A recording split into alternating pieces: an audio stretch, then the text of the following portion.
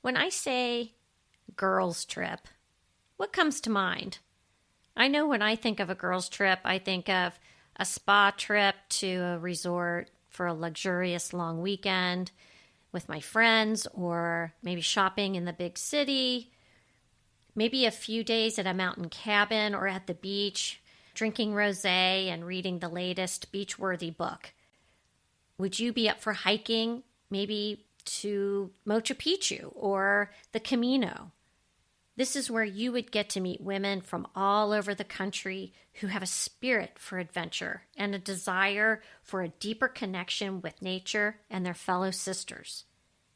Our show today opened my eyes to a world of travel I had not yet considered, and I'm thoroughly intrigued with the possibilities to change my definition of what a girl's trip can really be.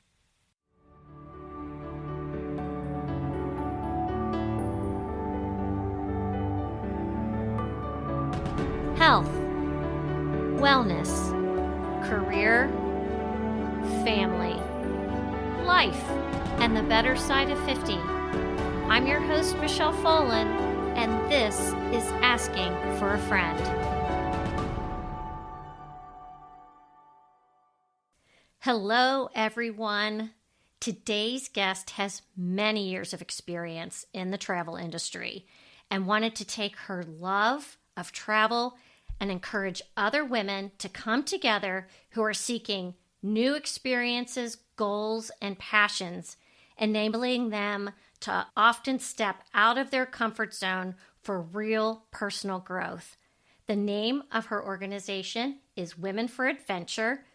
Welcome to Asking for a Friend, Sally Bassett. Hi, Michelle. Thanks for having me on today.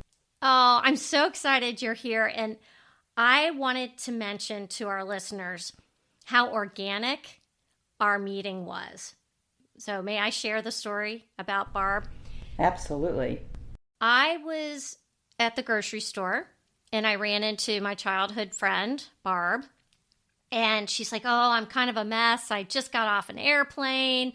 I was walking the Camino in Spain. I was like, oh, wow, Barb, you haven't even been home yet. She says, no, I got to get some groceries. She was exhausted, but exhilarated. And I knew that she had her own ladies' adventure club, or she had a name for it. I knew she had that, but she had met up with your group out of Indianapolis. I was telling her how I was doing a podcast, and I said, I really want to get you on my show because I think this would be such a wonderful topic. And she said, Michelle, I think I have someone else that you really should have on your show. And that was you. Well, that's an honor, seriously. And I love Barb. She heard about Women for Adventure and called me. We hit it off as she asked questions about the Camino and had two friends in Indianapolis. And we ended up going to the Camino, and it was just incredible. And for those who don't know, it's a 500-mile journey. We did the last 70 miles. I took two groups of women. It was just unbelievable. We hope to do it every year. When we put that up, by the way, I put it out on Facebook January of 2021. Well, everyone was so sick of COVID. Everybody started going. And the first week it sold out, and then I'm sitting there going, well, I think I'm going to stay for a second group, and did that. I think every woman needs it in their life, but especially during the last few years. I agree. We want that camaraderie and to have like-minded people going out and having a really great adventure. I think that's awesome. We need it so much. I think it would be really nice to tell the audience where you're located. Zionsville, Indiana. Zionsville, Indiana. And just a little bit about your family life. From Zionsville, but have traveled all my career. I found a passion for it when I was in bed at third grade. I was in bed for a year with rheumatic fever. People started sending me postcards all over. My mom really supported that. I decided at that young age I was going to travel. And at 20, I started out as a flight attendant, worked my way up to supervisor, trip leader, and ended up being CEO of a travel club, the largest one in the United States. When I talk, it's not about trips just from Indianapolis. People come from all over. When we have Camino, people came from Minnesota, Florida, whatever, and they meet us at the destination, just like the rest of our destinations. I have been blessed. Two girls who love to travel, and now taken two granddaughters, young granddaughters who already just came back from ballet last week. Oh my gosh. In our hearts and our souls, that's for sure. That's fantastic. In your early career, you said you started in the corporate world. Yeah, I worked my way up. It was a small company with one plane. It ended up having probably 80, 90 jets. It was the 10th largest airline in the United States, and I became CEO of the travel club part of it. We offered trips all over the world. I mean, literally everywhere I could have fun. But as I worked my way up, it wasn't just about the destination, at least for me. It was perfect time, like in the early 90s and even up till today. People wanted to do different things. We'd have adventure trips, family trips, cultural connections, write stuff where you'd go on a trip and learn how to write a book, or cooking classes. When I hit 40, I thought, I'm going to do Women for Adventure. And I put it out there, just had a small group of 16 that was going to Machu Picchu. It took a year, and we met and we trained and did it and came back, and Women for Adventure just took off. And want to really mention it because I just love this gal. She died 2 years ago. She did the whole Appalachian Trail at 52 years old, all 2,100 miles. Walked into my office. We were both in a magazine. The editor saw that I'd done Women for Adventures. I was on the cover, but other women like Jean, who had done the whole Appalachian Trail, were in this Women for Adventure issue. Jean came in and said, we should be friends. And I said, yeah, we definitely should. I just did 28 miles, big deal. It was fabulous. It was 4 mountain passes in Machu Picchu. She just did 6 months by herself, wrote a book called There Are Mountains to Climb. Anyway, hired her, and she led Women for Adventures with me and did it now for decades. And when she died 2 years ago, I decided to come back full force. It was on hiatus because of COVID and everything. And I truly believe, like you've already said, describing our mission, getting women out of their comfort zone, getting them on a trip. And now we do trips to Dominica in the island. It's the island nature. I'm going to do 4 in a year's time. The Camino, and I'm heading to France in a couple weeks to finalize the trip up next year, where we walk in Provence, where we walk village to village, little town to town, and our suitcases meet us up in a 4 or 5 star hotel. Costa Rica, actually doing a wagon train trip next year that sold out. But Kenya, Morocco, I'm excited to take a group of women to Morocco in April, where we'll climb the Atlas Mountains. We'll go glamping one night, ride a camel. Wide variety, and I'm having the time of my life, just sitting back and trying to create and do things that are just fun. But I'm also a yoga teacher. I started doing that even at the corporate world, and so I mix yoga. They're not necessarily yoga retreats at all, just offering yoga at the end of the Camino days with Barb and all the gals, and it really made a difference after you hike or do adventures. In Dominica, we're hiking, snorkeling, whatever, and at the end of the day, I'll offer yoga. It's a nice combination. Oh, that's fantastic. It sounds like you do yoga and you do adventures. Are there any other aspects of these trips you want to share? Sure. All our trips are a little bit different depending on the destination. Okay. One thing that we've been doing since 2005, we were going to Costa Rica, big adventure destination, as you probably know. Did yoga, and we were ziplining, and we were waterfalling and horseback riding or whatever, and that's our signature trip. I've done 37 of those trips since 2005. Wow. I truly believe, in all the years I was with the airline, I said there was different types of travel. Some point, right after we did the Women for Adventure, I started believing that we should be giving back, doing some kind of service. We kept those separate, and the first time I offered a service vacation type trip was to Mexico City, and I thought, well, we'll get 30 people, and we ended up having a whole jet because people just love the idea of working with the orphans, maybe taking kids to the pyramids near Mexico City that would never have done it. So in 2005, after I'd gone to Costa Rica a few times, we started a center, and eventually it became all girls because we felt like girls were not opening up. The boys would be so much more outgoing, dynamic, and girls weren't. So we called it Girls for Success, and we have our own center, and we just bought our own land. We've always rented a place. When people go to Costa Rica with us, we do all the adventure stuff. We do yoga in the morning and the evening, but one afternoon during our stay, we go spend the afternoon with the girls, and it's usually one of the highlights for people. Oh. And it's been so fun, and we've also had dinner in their homes. We offer that one night. That is just blossomed. People become, if they want, sponsors. Some of the girls, so over the almost 30 girls we have, most of them are sponsored. People have come back to Costa Rica, and then just fell in love with Dominica. I did that as a Women for Adventure trip, brought that back on again after all these years, and now do adventure, yoga, and service. And we found a girls' center down there that really needed it. I said, what do you need? And they said, a library. So we took over 400 books this past January in, and now we're going back in November. Some of the girls will come to the resort, spend some time.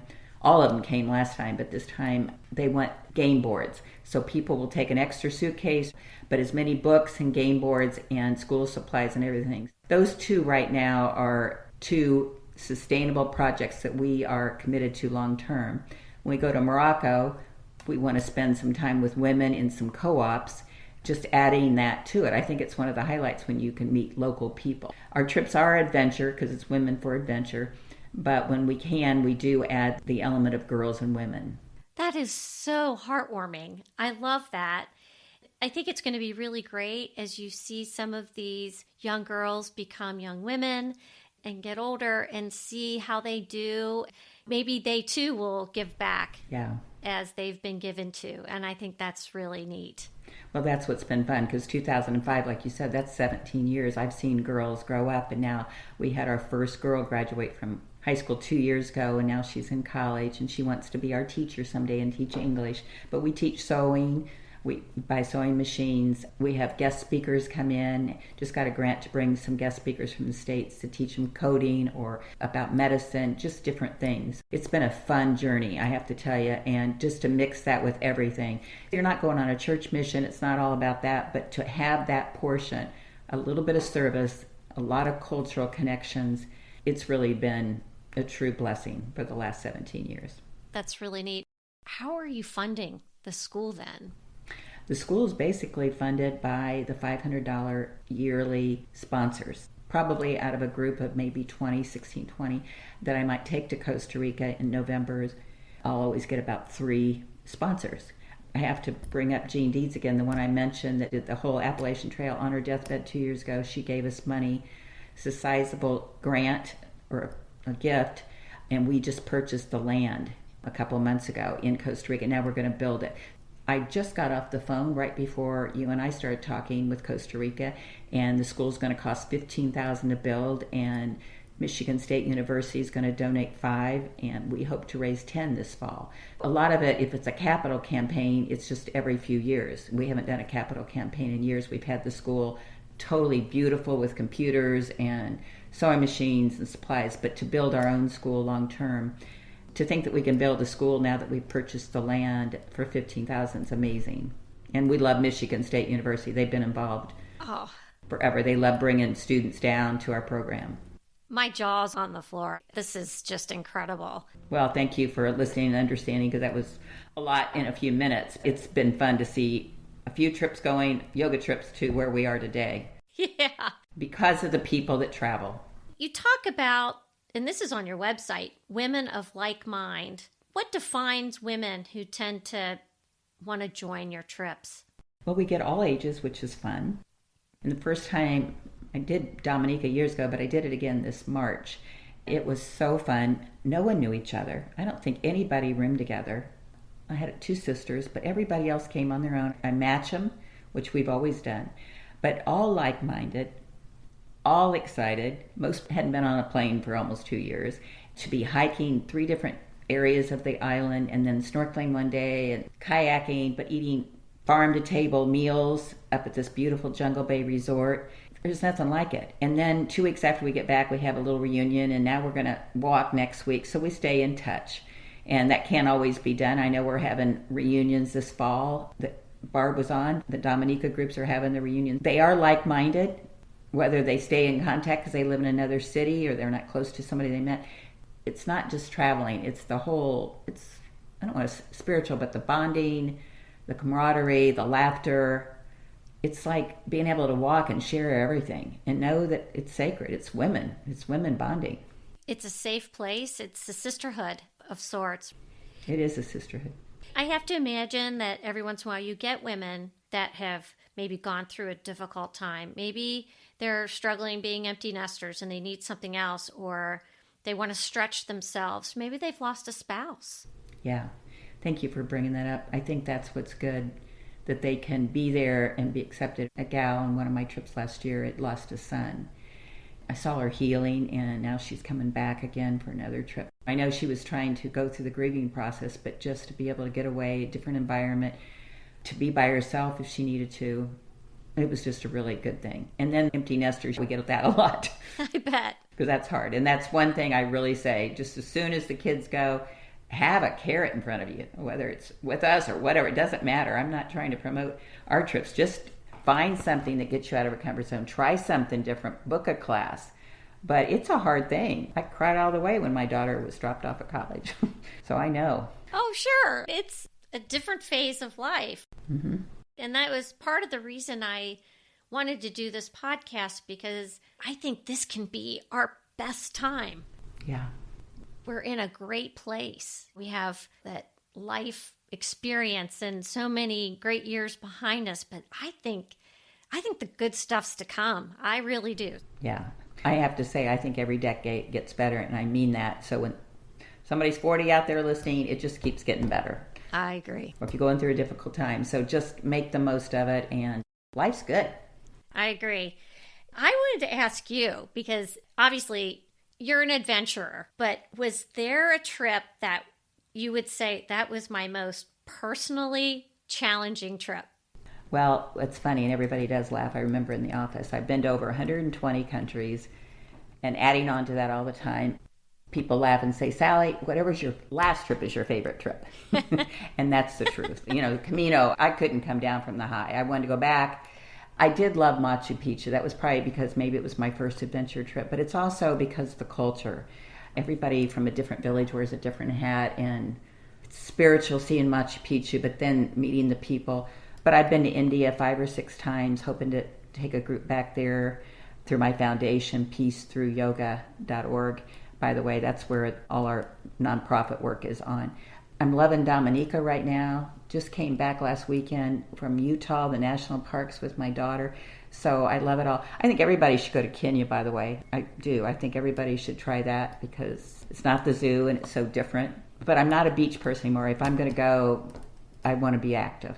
I was going to ask you that. Do you ever just want to take it easy and put your feet up and...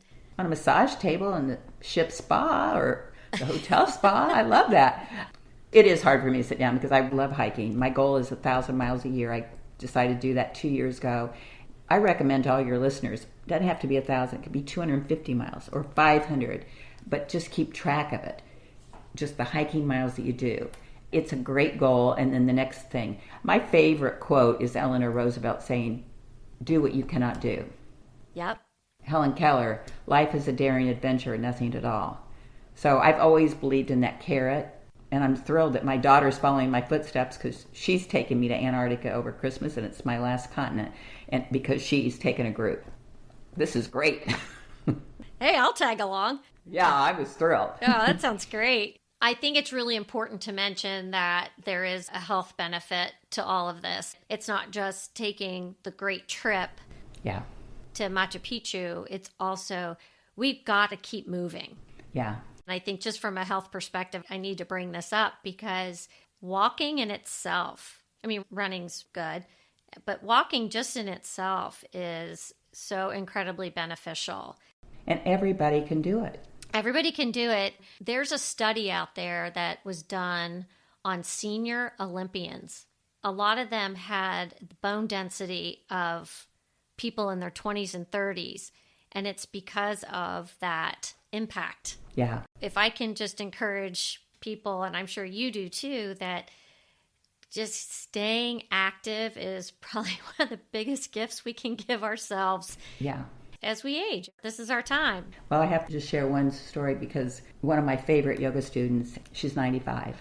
She doesn't always come to my class because I've kind of moved up more of a slow flow vigor. I see her twice a week on the yoga mat when I'm doing other classes, and she's gone 5 times with me to Costa Rica. A couple of months ago, I asked her, I said, when did you pick up hiking? She goes, when I was 70. All your listeners, take heed. 70. 70. I'm not 70. And just think what we can pick up when we're 70. She's 95. We're going to have a birthday party next month, and she's still walking, hiking. She did 1,000 miles for years with the Indianapolis Hiking Club, and now she's doing yoga still 2 or 3 days a week. Motion is lotion. That's what I decided to bring in this year. Motion is lotion. Motion is lotion. And people think, oh, I'm 70, I deserve to sit on the couch. It doesn't work that way. And Sally means it. I can hear her. I know it. She's like pounding her table there. Motion is lotion. That's great. In terms of places you haven't been, is there anything still on your bucket list? Well, the big one was Antarctica. Everybody's known that. My husband wasn't for sure. And then even a few years ago, I heard that you have to wear a seatbelt to bed if you go over this one passage on the Antarctica. And I go, I didn't know that. Everybody that I've been in travel with that have been there says it's one of their favorite places. I remember meeting Lars Erik Lindblad about 20 years ago, who traveled every country. And I said, what's your favorite country? And he said, South Africa, between South Africa and Antarctica. So I am thrilled to be going with my family for Christmas and New Year's. I love going back right now to some of my favorite places and sharing them. So I'm at a different spot, whether it's going back to India. I'd love to go to Banff, Canada again and take a group. Bar Harbor, Maine is one of my favorites. I'm just loving going to Europe. 2 groups next year to France and Camino, so we hope to have those on the schedule. So it's just fun to be able to take people to new places. It's just unbelievable when somebody says they've never been to Europe and I'm going to go to Spain with you, and she's on your trip and she's ready to come back for more. That was another question. What % of your travelers are repeat participants? That's a good question. I know my groups are small, but I'd say good 25%, or once they finish, they're looking for the next one, or they'll take a few years off. Like Joanne, who's 95, she started traveling when she was 70, five trips, and that's not including the other one she did. And I also know traveling's not cheap. I was shocked to get back in after COVID to do a little bit more setting up, and I was just shocked about what the prices are. I don't know if they'll come down. I respect people. I understand that this is a sacrifice sometimes between a couch and a trip, but it's worth having that carrot, even if it's every 2 to 3 years. And I think that's where a lot of the ladies that I've met, or of course, I never want to take a wife away from her husband when they need to be spending their vacations together. But even women who are married are really committed to these trips with women because they're fun. So even if it's every few years. And not all our trips are for women too. I do have trips through the Peace Through Yoga for men, because I've had men say, okay, I got a women-only trip to France next September and a open to all. That's nice. You do have trips that men can participate in. Yeah, and it's through peacethroughyoga.org. And a lot of trips are cross-marketed. Some of them, like our wagon train, is strictly for the women. Kenya is strictly for women, but I cross-marketed some of them because yoga is part of it all, never all of it. It's all about adventure in yoga and service when we can. I think more men should probably do yoga. It's getting there little by little. Yeah, I think they could really benefit from it. And you talk to men who do yoga and they get addicted to it. Yes, guys who do it. I do remember in 95 when I first started doing Women for Adventure trip, I didn't feel like I had to rationalize, but let's face it, at least back then, not as much now, men would take their trips. They'd go golfing, they're hunting. They would do their men trip, and women didn't always do it, and that's why it became so popular. So we have offered all over the world, every continent, I think, except Antarctica, since 95 for women only. It's glad to see it come back at its peak again. I do have a few men going, Sally, I'd really like to do that trip too. So I do have them down. You just brought up a really good point, that guys do go on their trips. Yes. Fishing, hunting. Golfing. Heck yeah. We should be able to do our trips. Yeah, and it was a bigger thing back in 95 when we first started doing it because women didn't do it as much. Now they do bachelorette parties, women trips to New York. But the true adventure trips where you're going to go and hike 70 miles plus, a lot of husbands don't want to do it. And the women say, it's not about them. I want to do this. I want this challenge. I want to go to France and walk village to village. I want to go to India and meditate. So it's really fun to see women come out of their comfort zone. Speaking of comfort zone, if a woman is planning on joining you on one of these trips, what do they need to do to prepare physically? Good question. For the trip? We have a reservation manager who gets them all booked, and I send them information on our both websites. I have detailed itineraries. But when I start talking to women closer, even after they book, not all the trips, but definitely Camino and next France, Morocco, I say at least be walking 3 miles 3 times a week to start with and work it up. I have tried to climb Mount Kilimanjaro, stuff like that where you have altitude problem. All that we're offering is not walking the whole 500 miles of the Camino. Nothing is out of line for any woman. Any woman. It's somebody will say, oh, you want to do a marathon? You can actually not run and start preparing for a marathon, because I used to be a runner. Same thing with these trips. As long as you are committed to 3 miles 3 times a week, and then up it to 4, and then getting it up to maybe a couple of times a week, 5 miles, which sometimes prohibits. 3 miles is not hard to do. It's an hour. 5 miles. I remember, I think I was in Dominica when I got a message from a bunch of gals that were going to Camino like 6 weeks later saying, I did 10. Just like anything, about a month before, you should really try to do one more big, little longer, and you're ready. Nobody had trouble on the Camino, and we had all ages, people that never hiked before, and that's what's so fun. And the first day, I had a friend that was on a trip, and she goes, Sally, you didn't tell me about the hills. And it's not hilly, it's like Louisville. I said, well, I don't remember the hills. And then she went home, and the second week after I was a little bit tired, I said, I don't remember these hills. So I wrote to her and I said, but I had poles, I was ready. And when I finished the 2 weeks, about 180 miles, I was on top of the world, just because you accomplished something. And that's how everybody will feel. Machu Picchu is a 28 trek, but it's climbing more 4 mountain passes. I'll bring that back at some point, but what a great challenge. Whatever the challenge is, it doesn't matter if it's, like I said, 250 miles in a year's time, as long as everybody has a challenge. A friend of mine did the Camino with a friend of hers. She was gone for, I don't know, 5 or 6 weeks. Yeah. She came back. She didn't work out a ton. She was a big golfer, but I think she was probably in the best shape of her life. Yeah. She also weighed probably about 105 pounds because she was walking so much. Well, you see all sizes all ages, all sizes. And if she did that, she did the whole 500 miles, which is hard to take. I've thought about, should I just do 70 miles, different sections? Now I've done the last 70 miles 3 times, which is fine because it's great. You're walking through countryside, you're eating the local meals, you're with friends, we don't stay in youth hostels. We're not sleeping on church floors. We are staying in like 4 or 5-star hotels. Oh. We don't mark it up. We're a nonprofit. We keep the prices, but still, it's not cheap. Right. To just travel in general overseas. I know. You're selling me. I am really excited. This is great. Well, good. I hope to get you on a trip. And one other thing I wanted to ask you. This is a silly detail question. What kind of shoes do people have to wear? Because that's quite a bit of walking. I get that a lot. You know what I've noticed on this last trip? Some of the hiking shoes look like tennis shoes, and the gals were wearing it. And I had the traditional hiking shoes around my ankles, love them. And I'm going to France in a few weeks to hike again, getting ready for next year. And I'm taking a little lighter hiking shoes, but Timberland, Merrell, I always go with that. I know, like, Camino is not walking hard. It's nice, but I still believe that you should protect your ankles. Mm-hmm. In Dominica, we're going up and down. I said, don't wear tennis shoes. Try to get some hiking shoes.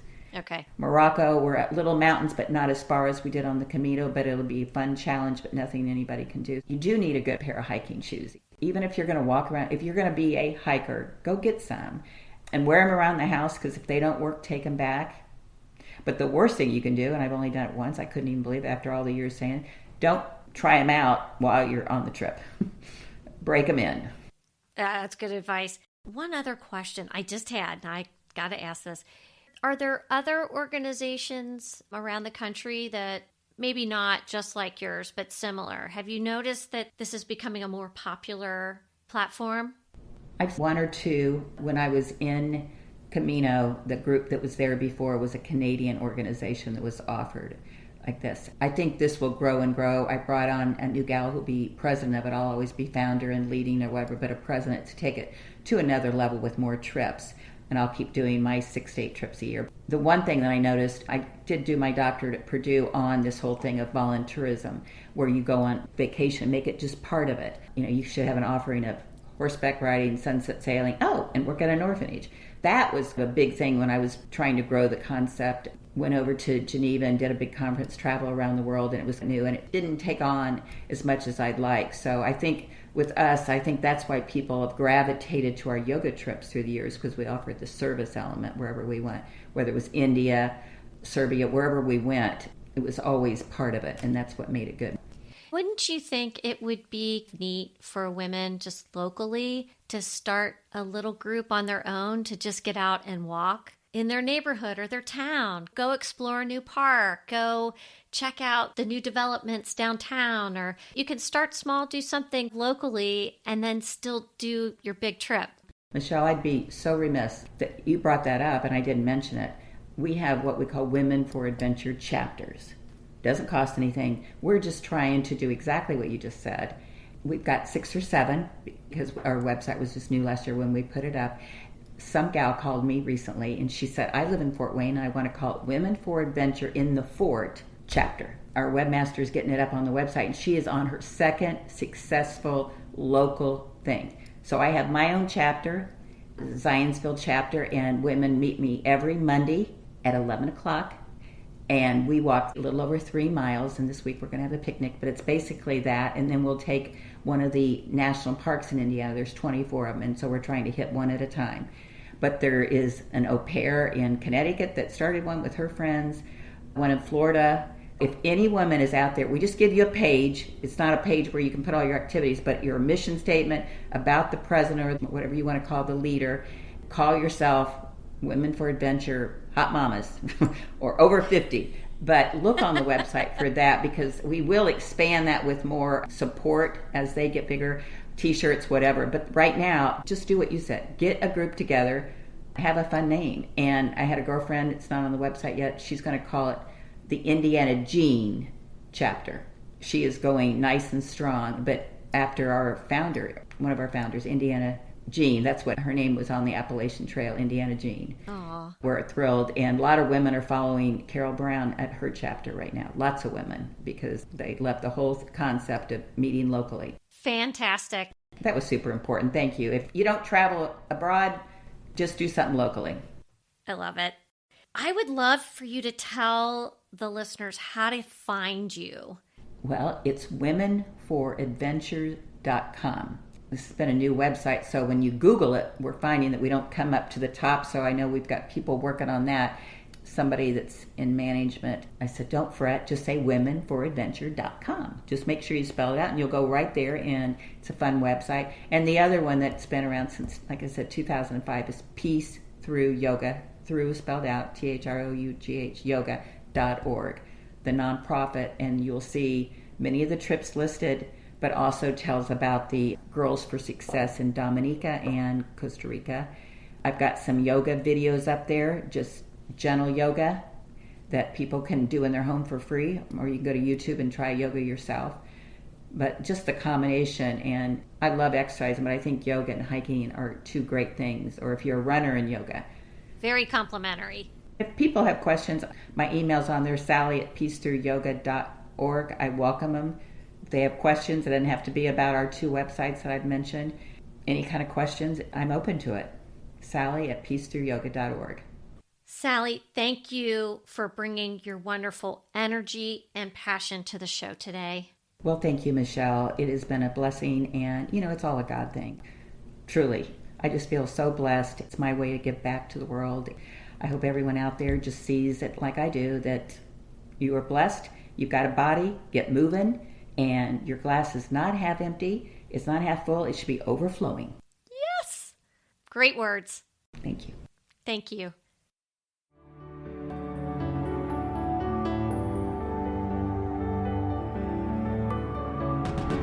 Follow Asking for a Friend on social media outlets and provide a review and share this show wherever you get your podcasts.